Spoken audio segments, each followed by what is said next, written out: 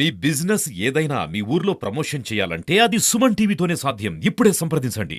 రేపు సిద్ధం అని చెప్పి ఈ రాష్ట్ర అపధర్మ ముఖ్యమంత్రి జగన్మోహన్ రెడ్డి గారు రాబోతున్నారు. ఈ నియోజకవర్గ ప్రజల్ని మేలుకొల్పేదానికే ఈరోజు మేము ఈ సమావేశం నిర్వహించడం జరుగుతూ ఉంది. ఎందుకంటే అందరికీ తెలిసిన విషయమే, మదనపల్లి నియోజక ప్రజలకు అందరికీ తెలిసిన విషయమే. గత సంవత్సరం 30వ తేదీ బటన్ నొక్కుడు కార్యక్రమానికి ముఖ్యమంత్రి హోదాలో జగన్మోహన్ రెడ్డి గారు మదనపల్లికి రావడం జరిగింది.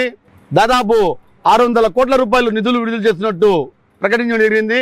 కానీ 6 నెలలు గడుస్తున్నప్పటికీ కానీ ₹1 నిధులు విడుదల చేయలేదు.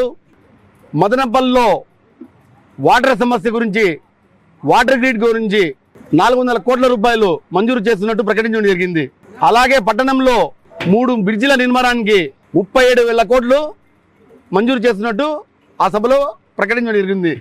6 నెలల ముందు ఎక్కడైతే సమావేశం పెట్టారో, ఏ సభా ప్రాంగణం అయితే అదే స్థలంలో అటువంటి సభా ప్రాంగణమే పెట్టి మదనపల్లిలో మరొక్కసారి నియోజకవర్గ ప్రజలకి మోసం చేయడానికి, నమ్మక ద్రోహం చేయడానికి ఈ ముఖ్యమంత్రి రావడం జరుగుతూ ఉంది. కాబట్టి ఈ నియోజకవర్గ ప్రజలు మేలుకోవాలి. ఈ నిధులు విడుదల కాకనే రేపు మళ్ళా అభద్రమ ముఖ్యమంత్రి హోదాలో ఆయన ఎన్నికల ప్రచారంలో పాల్గొంటున్నాడు. ఇంకా ఎన్ని వేల కోట్ల రూపాయల హామీలు ఇస్తాడో ఈ నియోజకవర్గ ప్రజలందరూ గమనించాలి. మేము ఒకటే వైఎస్ఆర్సీపీ నాయకులను చెప్తున్నాము, మీరు ఓటుకి 5,000 కాదు కదా, ఇంటికి 1 కిలో బంగారం ఇచ్చినా కానీ ఈ నియోజక ప్రజలు మీకు ఓట్లేరు. రాబోయే ఎన్నికలే దీనికి నిదర్శనంగా ఉంటాయని తెలియజేస్తున్నాను. అపధర్మ ముఖ్యమంత్రి జగన్మోహన్ రెడ్డి గారు టిపు సుల్తాన్ కాంప్లెక్స్లో గ్రౌండ్లో సిద్ధం సభ నిర్వహిస్తున్నారు. ఆ సిద్ధం సభ 2వసారి పెడుతున్నారు. అక్కడ లాస్ట్ ఇయర్ పెట్టినారు ముఖ్యమంత్రి హోదాలో. ఈసారి సిద్ధం సభ ఎలక్షన్ సభ రేపు జరగబోతుంది. ఆ సభలో లక్ష మంది ప్రజల మైనార్టీ దాంట్లో అపధర్మ కాదు, అబద్ధం ముఖ్యమంత్రి జగన్మోహన్ రెడ్డి అబద్ధం ముఖ్యమంత్రిగా 5 కోట్లు ఈ జాగాకి రిలీజ్ చేస్తానని చెప్పేసి అనౌన్స్ చేసినారు. కానీ ₹5 వచ్చింది లేదు, ఇంతవరకు నయా పైసా లేదు.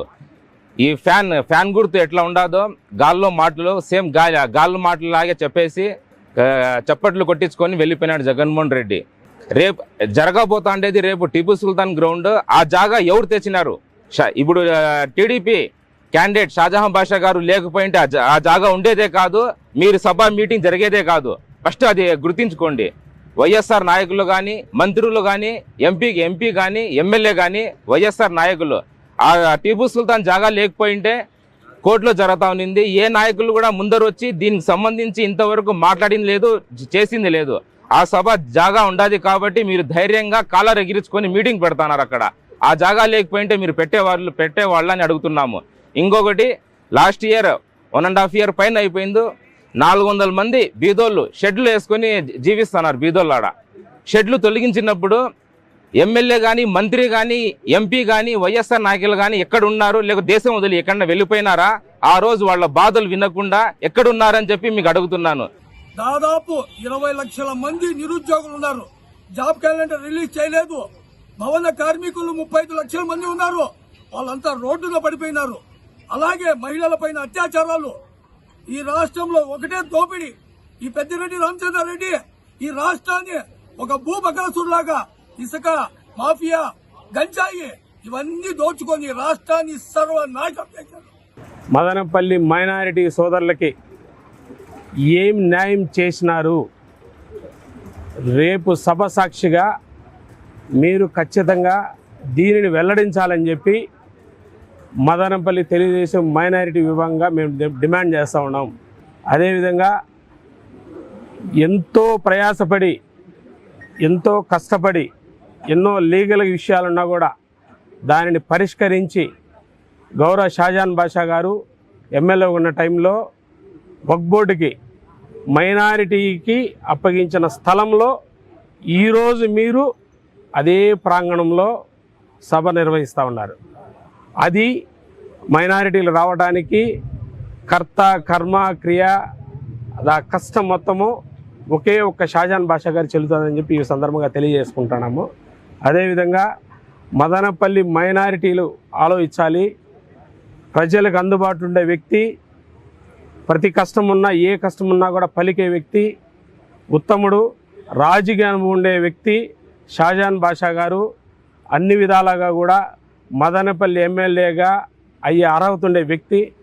ఆయన అభ్యర్థిత్వాన్ని తెలుగుదేశం పార్టీ తరఫున ఉమ్మడి అభ్యర్థిగా, జనసేన, తెలుగుదేశం, బీజేపీ ఉమ్మడి అభ్యర్థిగా ఆయన అభ్యర్థిని బలపరిచి మదనపల్లి మైనార్టీ సోదరులు కూడా దీనిని గమనించాలి. వైసీపీలో ఎప్పుడు కూడా మీరు కేవలం ఓట్ బ్యాంక్ రాజకీయాలకు మాత్రం వాడుకున్న సందర్భం తప్పితే ఎక్కడ కూడా మీకు సముచిత స్థానం ఎక్కడా లేదు. షాజాన్ బాషా గారు అన్ని విధాలుగా కూడా అందుబాటులో ఉండే వ్యక్తి. ఆయన అభ్యర్థిత్వాన్ని, ఆయన నాయకత్వాన్ని బలపరిచి ప్రతి ఒక్క మైనారిటీ సోదరులు ఆయన వెంట నడవాలని చెప్పి ఈ ప్రతి ఒక్కరికి విజ్ఞప్తి చేస్తూ ఉన్నాము. ఎన్ఆర్సీ, సిఏఏ పైన ఒక అభద్రతా భావాన్ని తీసుకొని పోవడానికి వైసీపీ నాయకులు ప్రయత్నం చేస్తూ ఉన్నారు. ఈ సందర్భంగా మేము మైనార్టీ సోదరులకు ఒకటే విజ్ఞప్తి చేస్తూ ఉన్నాము. మీకు ఏ ఒక్క కుటుంబానికి కూడా ఏ అన్యాయం జరిగినా కూడా అది పూర్తి బాధ్యత షాజాన్ బాషా గారిదని చెప్పి మేము తెలియజేస్తున్నాము. ఎక్కడ కూడా ఏ పొరపాటు కూడా జరగదని చెప్పి, ఎవరికి కూడా ఏ అన్యాయం జరగదని చెప్పి, కేవలము అది చంద్రబాబు గారి నాయకత్వంలో షాజాన్ బాషా గారు ఖచ్చితంగా ప్రతి ఒక్క మైనారిటీ కుటుంబానికి న్యాయం చేస్తారని చెప్పి తెలుగుదేశం పార్టీ ఎప్పుడు కూడా మైనారిటీలకు అండగా నిలబడే పార్టీ. ఇది ప్రజలు గమనించాలా, మైనారిటీ సోదరులు గమనించాలా. ఇప్పటికైనా కూడా వైసీపీ నాయకులు మైనారిటీలు కేవలం ఓట్ బ్యాంక్ రాజకీయాలుగా వాడుకుంటాడు తప్పితే ఎక్కడ కూడా వాళ్ళ సంక్షేమానికి కానీ వాళ్ళ అభివృద్ధి కానీ పాటుపడిన సందర్భం ఎక్కడా లేదు. ఈ సందర్భంగా మైనారిటీ సోదరులకు మరోసారి విజ్ఞప్తి చేస్తున్నాము. మీ వెంట మీ సంక్షేమానికి, మీ అభివృద్ధికి పాటుపడే పార్టీ ఏదైనా ఉందంటే తెలుగుదేశం పార్టీ, గౌరవ షాజాన్ బాషా గారు, చంద్రబాబు నాయుడు గారు అని చెప్పి తెలియజేసుకుంటూ